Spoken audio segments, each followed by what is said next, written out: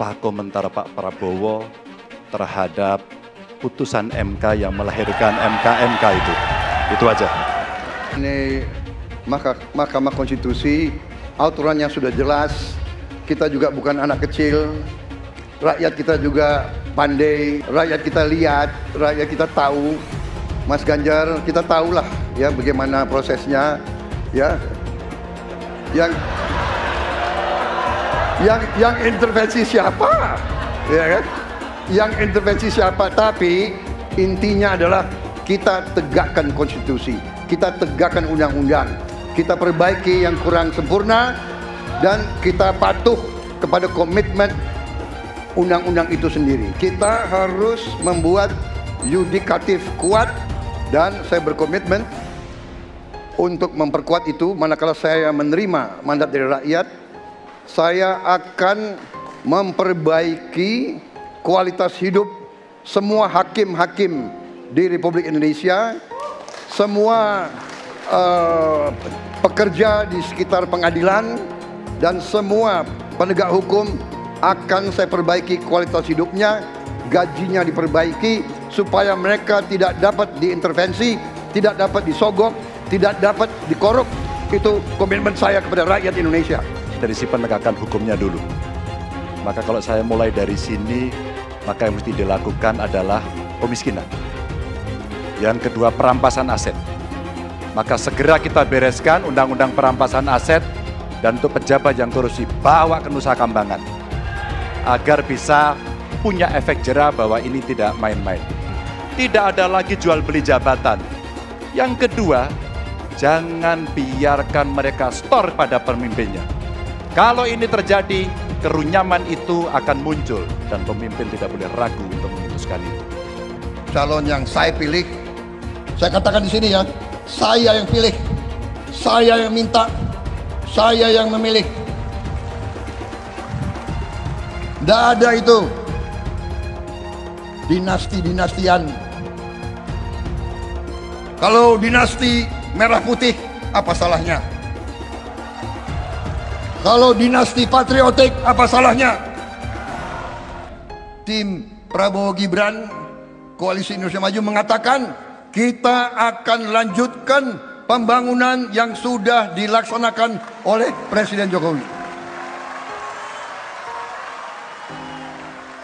Kita tidak ragu-ragu mengatakan IKN akan kita lanjutkan.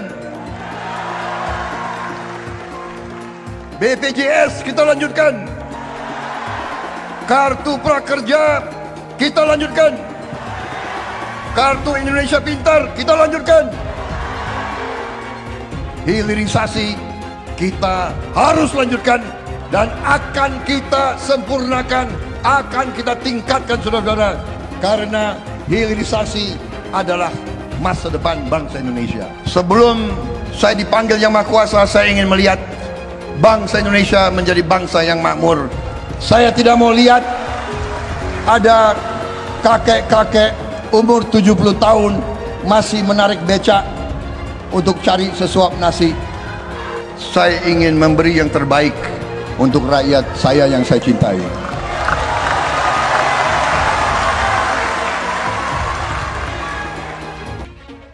Ya, ini memang banyak yang nyinyir ya. Tapi Bapak Ibu harus tahu program makan siang gratis dan susu gratis ini sudah ada di 76 negara. Dan sudah dirasakan manfaatnya oleh lebih dari 400 juta anak. Jadi ini bukan program yang mengada-ngada. Jadi ke depan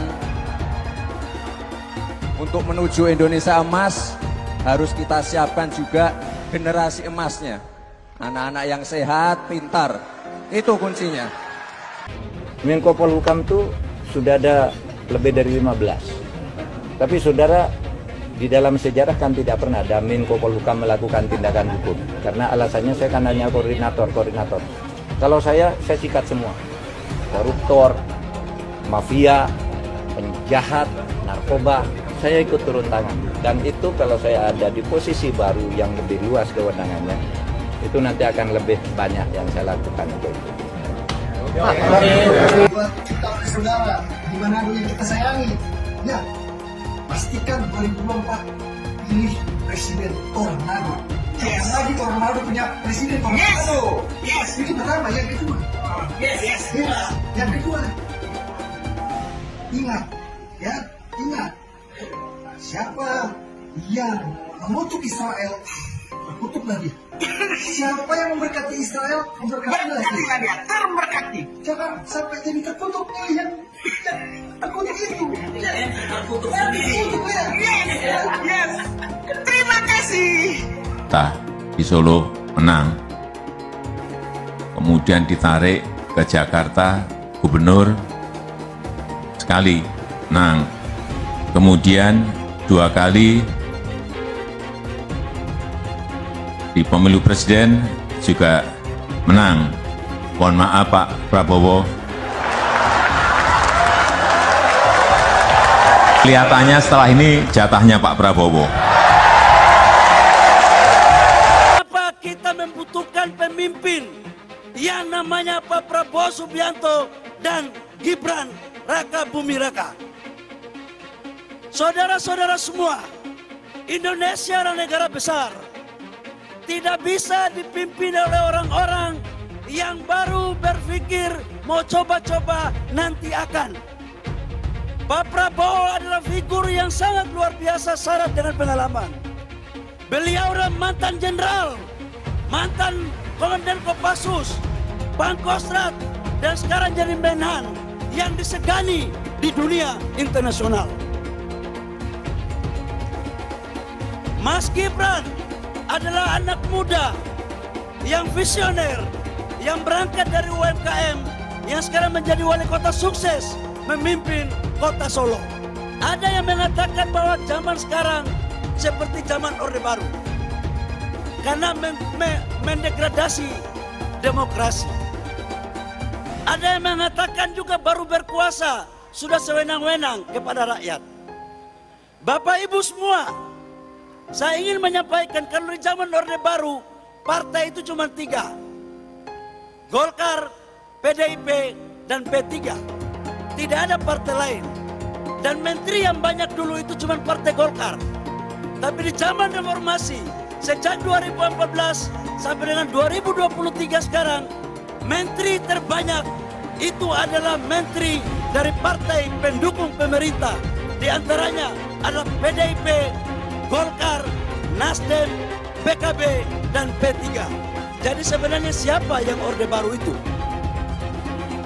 Kalau ada capres-capres atau cawapres yang menyinggung kita, jangan kita tanggapi berserius terlalu. Kita happy aja, kita santai saja. Biasanya kalau yang sudah mau kalah, itu panik dan bawaannya marah-marah saja. Itu biasanya marah-marah saja terus. Dan kalau yang menang itu biasanya senyum-senyum saja. Dan insya Allah saya yakinkan Prabowo Gibran insya Allah akan memenangkan pertarungan Pilpres pada 2024 tanggal 14 Februari. Setuju? Republik ini penuh dengan pengorbanan, tahu tidak? Mengapa sekarang kalian yang baru berkuasa itu mau bertindak seperti waktu zaman Orde Baru?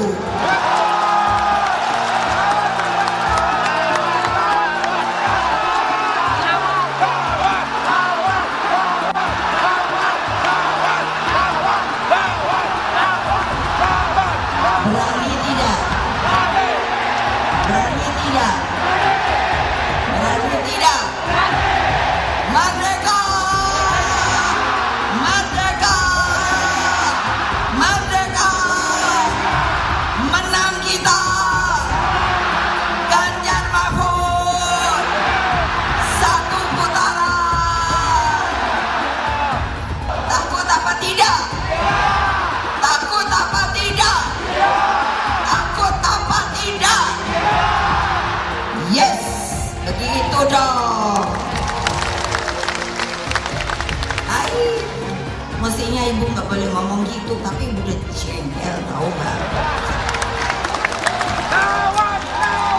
Kemungkinan koalisi Ganjar dan Anies Baswedan. Apakah itu mungkin akan terjadi? Dukung Ganjar dan Anies tentu punya kecemasan bersama bahwa pemilu kali ini punya potensi kecurangan luar biasa dan potensi penggunaan alat kekuasaan. Saya tetap memprediksi bahwa tetap akan terjadi 2 putaran. Beda nih dengan yang dipropagandakan oleh Prabowo bahwa pemilu nanti akan berlangsung cuma 1 putaran saja. Sekian puluh persen pendukung Anies kemungkinan di putaran kedua akan pindah ke Ganjar melawan Gibran. Mereka nggak suka Anies menang sebenarnya, tapi lebih tidak suka lagi kalau Prabowo yang menang. Ini juga masuk akal. Jadi prediksi saya, di putaran kedua nanti, kalau kubu Ganjar yang lolos, maka sebagian besar pendukung Anies juga akan lari ke Ganjar. Ini masuk akal sih, karena pendukung Anies kebanyakan adalah pembenci Jokowi. Meskipun sebagian besar dari mereka dulu adalah pendukung Prabowo. Tetapi dengan adanya Gibran yang sekarang ada di samping Prabowo, maka kebencian mereka terhadap Jokowi akan semakin tinggi. Dan lebih baik buat mereka memilih yang buruk dari yang terburuk, yaitu Ganjar Pranowo. Saya selalu menggaungkan yang namanya narasi keberlanjutan, narasi penyempurnaan. Jadi nggak ada yang namanya arah baru atau perubahan. Kalau surveinya bagus, kita kerja keras lagi, biar bisa 1 putaran.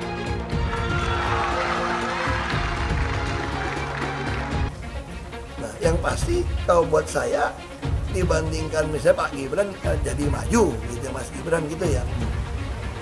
Ya saya pilih Ganjar sama Mahfud lah, karena lebih teruji kan. Anda jadi wali kota baru 2 tahun, 3 tahun kan belum teruji juga. Ini urus negara loh, mau jadi presiden loh. Kalau Anda belum lengkap, belum pernah di legislatif, belum nasional ya maksudnya DPR, kan DPR belum ngerti nih pemerintahan seperti apa. Anda belum pernah di eksekutif yang tingkat provinsi, Anda nggak ngerti jadi presiden nanti. Ini bukan soal belajar coba-coba loh. Ini negara dipertaruhkan untuk 2045. Kita kan mau mencapai 100 tahun ini mau jadi apa? Kalau coba-coba, ini negara sebentar lagi 300 juta penduduk kita. Mana boleh kita kasih orang coba-coba. Saya tidak meremehkan anak muda ya. Anak muda bisa lebih kreatif gitu ya. Tapi bicara tata negara harus mengerti konstitusi. Anda bukan hanya untuk berani untuk maju. Kalau cuma berani maju, banyak bisa kita pilih orang berani maju. Tapi yang lengkap dengan track record ini kan butuh waktu pembuktian. Pasti Pak Ganjar, Pak Mahfud yang lebih pengalaman. Saya tidak mau anak cucu saya harus nunggu sekian tahun lagi. Pengalaman Jakarta gitu kan, nunggu lagi mundur. Males sudah. Jadi kita nggak usah coba-coba deh. Udah jangan dengerin janji-janji manis orang. Buktikan aja selama ini bagaimana. Lebih setuju lagi apa yang disampaikan calon presiden Pak Ganjar Pranowo. Tadi saya bisik-bisik ke beliau, Pak, nanti habis dilantik, besoknya langsung masuk ke kedaulatan pangan. Nggak usah lama-lama. Perencanaannya disiapkan sekarang, begitu dilantik besok langsung masuk ke kerja kedaulatan pangan. Sehingga swasembada pangan, ketahanan pangan, kedaulatan pangan itu betul-betul kita miliki. Dan saya yakin Pak Ganjar mampu menyelesaikan ini. Ya kita jujur aja ngomong, kalau Anda mau jadi presiden, wakil presiden. Nah, kalau tanya sama saya, kamu mau jadi politisi, mau jadi apa sih? Ya kalau nggak beres negara ini, ya saya mau jadi presiden. Karena cuma jadi presiden bisa cepat membereskan itu. Coba lihat, kayak di DKI, kok nggak ada Ahok, nggak ada demo. Kalau Ahok nggak nyalon kan nggak ada masalah kemarin. Coba kalau ada Ahok, jadi Ahok itu adalah orang yang tidak boleh di politik. Karena dia membuat bangsa ini tidak bisa bersatu. Itu terbalik-balik. Yang pengen pecahin orang siapa? Kok saya yang dituduh? Ini bagi saya itu aneh gitu loh. Tapi itu fakta. Nah makanya saya tetap ada di PDI Perjuangan. Karena satu-satu partai yang tetap mencalonkan saya di DKI dengan ancaman macam-macam hanya PDI Perjuangan. Katanya, kata Ibu Mega, mau jadi apa bangsa ini? Kalau kamu Pak Ahok yang bisa kerja, yang jujur, tidak boleh mencalonkan diri. Masa orang yang nggak jujur, yang itu mau yang bisa calon, katanya mau jadi apa, bisa kerja apa? Makanya saya pribadi ya putuskan ya ikut Ibu Megawati, PDI Perjuangan. Saya cuma dia bisa berani terang-terangan. Kalau di DKI dulu saya sudah mundur, dianggap bikin kacau, bisa bikin demo. Ini sesuatu yang aneh menurut saya gitu loh. Nah, Ibu Mega nggak boleh mundur, harus maju. Mau jadi apa bangsa ini katanya, kalau kamu ditekan untuk mundur. Nah itu yang saya sampaikan. Pancasila Soekarno, ketuhanan ada di pantat. Anak Tuhan dari mana? Kalau Yesus anak Tuhan, bidangnya siapa? Besok di seluruh wilayah Indonesia kami katakan dan iblis hanya menggoda orang yang beriman.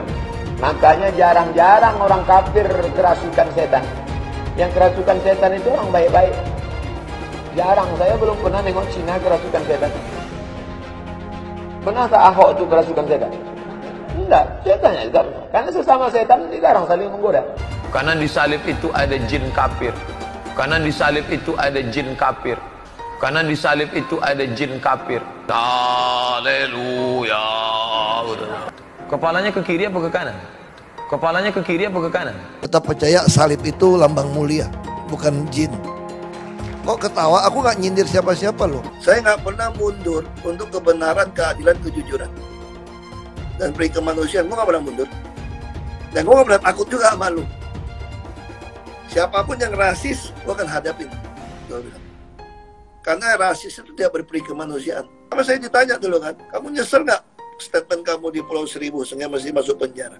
Tidak pernah nyesel. Karena saya mengatakan kebenaran. Anies merupakan antitesis daripada Pak Jokowi. Antitesis artinya bertolak belakang dengan Jokowi. Anies sudah menyatakan tidak akan melanjutkan semua program dari Pak Jokowi. Jadi semua pembangunan yang dilakukan oleh Pak Jokowi akan dihentikan oleh Anies jika Anies menjadi presiden. Lagi pula Anies didukung oleh khilafah dan pendukung Anies adalah ormas seperti FPI dan HTI. Apa kita mau FPI dan HTI kembali di Indonesia jika Anies memimpin? Anies juga dikenal sebagai bapak politik identitas yang menghalalkan segala cara untuk menggapai kekuasaannya, termasuk menggunakan politik identitas berbasis agama. Lihatlah di kasus Ahok waktu itu. Kita sudah bisa melihat hasil kerja Anies selama 5 tahun di Jakarta. Tidak ada satupun janji yang dipenuhi dan tidak ada kinerja yang bisa dibanggakan. Dari DP 0%, OKOC, kelebihan bayar, Formula E, banjir, sumber resapan, jalan rusak, dan gonta-ganti nama jalan. Lihatlah rekam jejak Anies selama 5 tahun.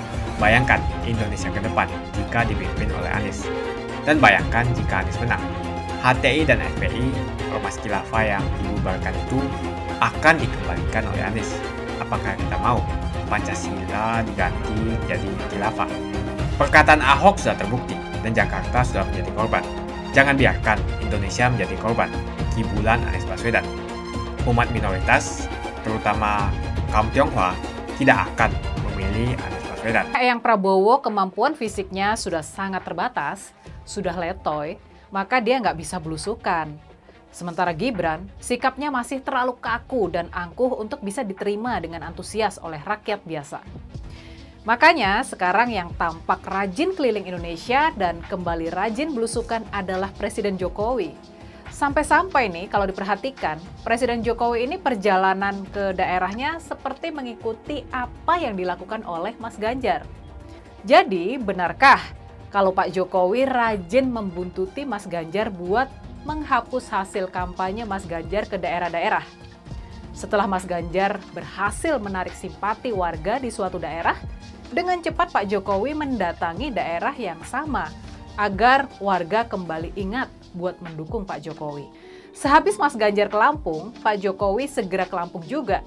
Sesudah Mas Ganjar ke Papua, Pak Jokowi juga mengikuti ke Papua.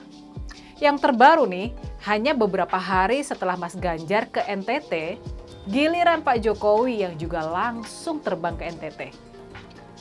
Adakah kesamaan tujuan perjalanan di antara calon presiden dan presiden itu cuma kebetulan belaka? Sebab tujuan perjalanan seorang presiden biasanya sih sudah ditentukan lama sebelumnya. Jadi pertanyaannya, bukan kenapa Pak Jokowi membuntuti Mas Ganjar. Bukan itu pertanyaannya. Pertanyaannya yang betul adalah balik lagi dengan apa yang sudah dibahas di awal tadi.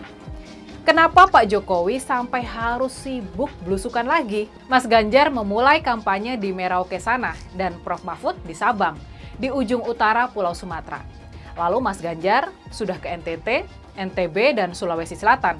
Kalau coba kita perhatikan, ini kalau kita perhatikan ya, sudah seminggu lebih masa kampanye sepertinya cuma Mas Ganjar dan Prof Mahfud yang rajin mengunjungi masyarakat. Cuma mereka yang rajin belusukan ke daerah-daerah. Selain itu, ada juga 2 jurkam Ganjar Mahfud yang tampak sangat rajin berkeliling menggalang dukungan, yakni Bang Sandiaga Uno dan juga Mbak Yeni Wahid. Tampak jelas cuma pasangan Ganjar Mahfud saja yang siap dan menghormati masa kampanye ini. Mereka keliling, mereka belusukan menyapa rakyat, mendengarkan dan menangkap aspirasi rakyat di seluruh Indonesia. Nggak ada yang terlewat. Dan uniknya nih, selain Mas Ganjar dan Prof Mahfud, tampak Mbak Atikoh dan Alam Ganjar yang juga melakukan safari. Mbak Atikoh keliling Jawa Barat Selatan, Jogja, dan kemudian Solo. Sementara itu Alam, dia berkeliling di Sulawesi Selatan. Sekarang Mas Ganjar ada di Kalimantan Timur dan sempat mengunjungi IKN, Ibu Kota Nusantara. Jadwal Prof Mahfud juga sangat padat. Selain masih bertugas sebagai Menko Polhukam, Prof Mahfud sudah keliling ke banyak pesantren di Pulau Jawa. Kita nggak perlu berburuk sangka ya. Kita nggak perlu berburuk sangka. Aksi Pak Jokowi membuntuti Mas Ganjar adalah bukti. Ini adalah bukti kalau memang cuma Mas Ganjar yang pantas meneruskan legasi Pak Jokowi. Cuma Mas Ganjar yang punya kemampuan, stamina, dan track record mampu melanjutkan apa-apa yang sudah dicapai sama Pak Jokowi. Memang itulah yang harus dilakukan di masa kampanye yang sudah ditetapkan oleh KPU ini. Mereka harus menyapa rakyat sebanyak-banyaknya, bertatap muka langsung sebagai penghormatan terhadap rakyat, sang pemilik suara di ajang pemilu. Sekarang, ayo kita coba bandingkan rajinnya Mas Ganjar, Prof Mahfud, Mbak Atikoh, Alam, Bang Sandi, dan Mbak Yeni belusukan dengan apa yang dilakukan Eyang Prabowo dan Gibran. Apa mereka juga rajin belusukan? Sementara itu, kalau Gibran, kita sudah tahulah sejauh mana pemahaman dia soal persoalan-persoalan bangsa. Bagaimanapun juga, dia ini setingkat camat. Dia ini setingkat wali kota kecil yang mau melompat jadi tokoh nasional. Dan ternyata, Gibran nggak sanggup melakukan lompatan itu. Makanya nih, sekarang kita paham kan, kenapa malah Pak Jokowi yang harus melakukan safari membuntuti Mas Ganjar. Dari Lampung, Papua, NTT, nanti ke Kalimantan Timur. Rasanya bukan kebetulan kalau jadwal kunker Pak Jokowi malah mirip dengan Mas Ganjar. Kita paham, Eyang Prabowo memang sudah nggak punya stamina buat belusukan kemana-mana. Selain usianya yang sudah kepala 7, fisik Eyang juga sudah nggak prima lagi. Ajang kampanye adalah bukti kalau Eyang Prabowo ini nggak punya stamina buat jadi presiden. Apalagi kalau kita mengharapkan presiden yang sama gesitnya dengan Presiden Jokowi. Kalau soal Eyang Prabowo nih ya, mungkin memang sudah waktunya kalau beliau ini pensiun saja. Lebih baik beliau menghabiskan masa tua dengan bahagia, dengan berjoget-joget saja. Gimana? Bener nggak sih? Dulu Anies bisa menang karena menggunakan agama dan etnis. Isu agama, ras, dan antar golongan dinikmati oleh relawan Anies. Saat itu Anies didukung oleh FPI, HTI, dan pengasong khilafah lainnya. Pada akhirnya Ahok harus kalah, namun kekalahan dia adalah kekalahan yang membuka mata rakyat Indonesia bahwa masih ada orang-orang yang menang dengan cara menggunakan politisasi agama atau politik identitas berbasis agama. Ternyata banyak sekali orang yang dengan mudah terhasut lewat jalan-jalan seperti itu. Relawan Anies terutama dari FPI, HTI, PA212 seperti Bahar Smith dan Rizik Syihab selalu menghujat Cina, etnis Cina. Tapi saat ini negara Cina sudah menjadi nomor 1 di dunia. Saya bangga sebagai Cina. Etnis Tionghoa dicap sebagai pemberontak, sedangkan etnis Arab dianggap sebagai Tuhan atau tuan dari pribumi. Etnis Arab dipuja-puja, dan dianggap sebagai dewa. Lihat saja Rizik Syihab dan Bahar Smith dipuja-puja, padahal mereka mengujar kebencian. Pengasong khilafah seperti Rizik Syihab, Bahar Smith, dan teman-teman, mereka hanya buat gaduh di Indonesia. Sedangkan negara yang mereka sanjung-sanjung itu, Arab Yaman, masih belum maju dan masih terbelakang. Saya percaya Indonesia dengan mayoritas pribumi juga akan menjadi negara maju. Seharusnya Arab Yaman belajar dari negeri Cina. Seperti kata kitab suci, belajarlah sampai ke negeri Cina. Anies dan juga pendukung Anies seperti Rizik Syihab, Bahar Smith, dan kelompok-kelompok HTI dan FPI harus belajar ke negeri Cina supaya tidak lagi melakukan kelebihan bayar. Yang jelas saya memilih pribumi, bukan yang dari Yaman. Ganjar jelas pribumi, nasionalis, dan pasti akan melanjutkan visi dan misi dari Pak Jokowi. Suara Ahok merepresentasi warga minoritas, dan etnis Tionghoa mendukung Ganjar Pranowo. Ahok pasti akan mendukung Ganjar, karena Ahok anti radikalisme.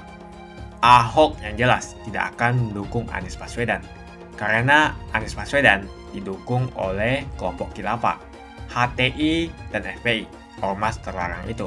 Anies merupakan antitesis daripada Pak Jokowi, dan diragukan kenasionalisannya, apalagi pribumiannya. Antitesis artinya bertolak belakang dengan Jokowi. Anies sudah menyatakan tidak akan melanjutkan semua program dari Pak Jokowi. Jadi semua pembangunan yang dilakukan oleh Pak Jokowi akan dihentikan oleh Anies jika Anies menjadi presiden. Lagi pula Anies didukung oleh khilafah, dan pendukung Anies adalah ormas seperti FPI dan HTI.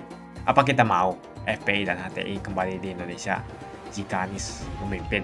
Anies juga dikenal sebagai bapak politik identitas yang menghalalkan segala cara untuk menggapai kekuasaannya, termasuk menggunakan politik identitas berbasis agama. Lihatlah di kasus Ahok waktu itu. Kita sudah bisa melihat hasil kerja Anies selama 5 tahun di Jakarta. Tidak ada satupun janji yang dipenuhi dan tidak ada kinerja yang bisa dibanggakan. Dari DP 0%, OKOC, kelebihan bayar, Formula E, banjir, sumber resapan, jalan rusak, dan gonta-ganti nama jalan. Lihatlah rekam jejak Anies selama 5 tahun. Bayangkan Indonesia ke depan jika dipimpin oleh Anies. Dan bayangkan jika Anies menang. HTI dan FPI, ormas khilafah yang dibubarkan itu, akan dikembalikan oleh Anies. Apakah kita mau Pancasila diganti menjadi khilafah? Bagian Indonesia Timur yang mayoritas non-muslim seperti Bali tidak akan setuju dengan khilafah atau sistem khilafah. Mungkin Indonesia akan bubar jika Anies menjadi presiden. Perkataan Ahok sudah terbukti dan Jakarta sudah menjadi korban. Jangan biarkan Indonesia menjadi korban kibulan Anies Baswedan. Umat minoritas, terutama kaum Tionghoa, tidak akan memilih Anies Baswedan. Saya yakin karma Ahok mengejar Anies Baswedan. Dulu Anies memainkan politik identitas kepada Ahok. Sekarang Anies dipertanyakan kepribumiannya karena dia dari Yaman. Itu saja opini saya hari ini. Tuliskan opini kalian tentang Anies Baswedan. Jika kalian setuju dengan pendapat saya di video ini, pastikan kalian menekan like di video ini dan bagikan video ini ke teman dan famili Anda supaya mereka semua mengetahui tentang informasi ini.